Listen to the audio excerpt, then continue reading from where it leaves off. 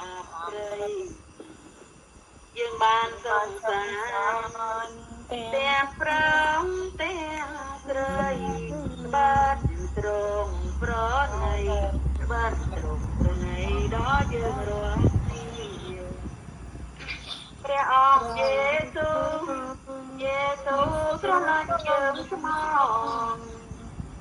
បដូរថ្លាមដោយព្រួង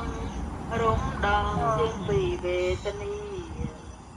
ឲ្យបានសងសាននៅឋានទូទាឋានព្រះបិតារៀមឲ្យអ្នកណាជឿដល់ព្រះអង្គខ្ញុំលែងខ្វល់ខ្វាយសប្បាយនៅក្នុងដួងចិត្តព្រៃពិត